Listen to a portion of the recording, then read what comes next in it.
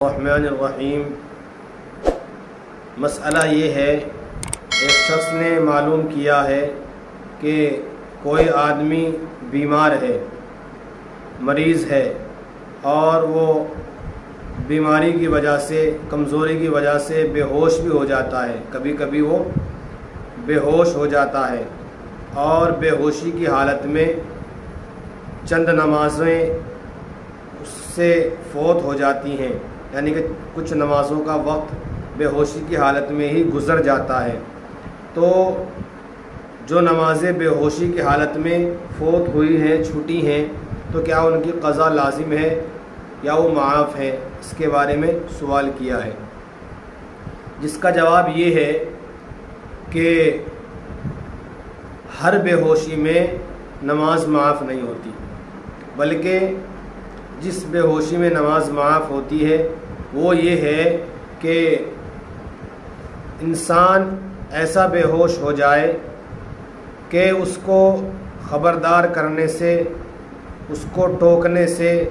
اور اس کو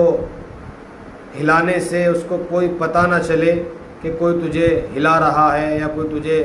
خبردار کر رہا ہے یا تجھے کوئی ٹوک رہا ہے یا تجھ سے کوئی بات کر رہا ہے، یعنی کہ وہ اتنا بے ہوش ہے کہ اس کو کچھ بھی پتہ نہیں ہے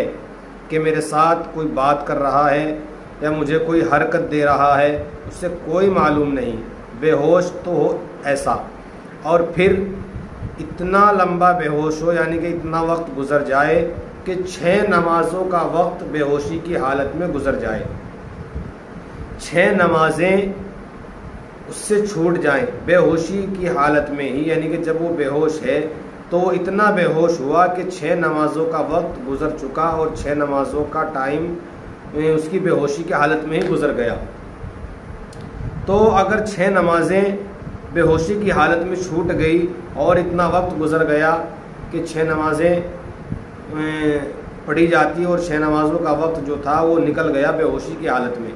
تو پھر تو یہ جو نمازیں اب چھوٹی ہیں بے ہوشی کی حالت میں تو یہ معاف ہے اور ان کی قضا بھی لازم نہیں۔ لیکن اگر بے ہوش اتنی دیر رہا کہ 6 سے کم نمازیں ہی اس کی چھوٹی ہیں، یعنی کہ 4 یا 5 نمازیں اگر اس کی چھوٹی ہیں تو پھر اس پر ان نمازوں کی قضا بھی لازم ہے، اور ان کے وہ نمازیں اس پر واجب ہیں اور ان کی قضا لازم ہے اور ضروری ہے، ان کی قضا کرنی پڑے گی۔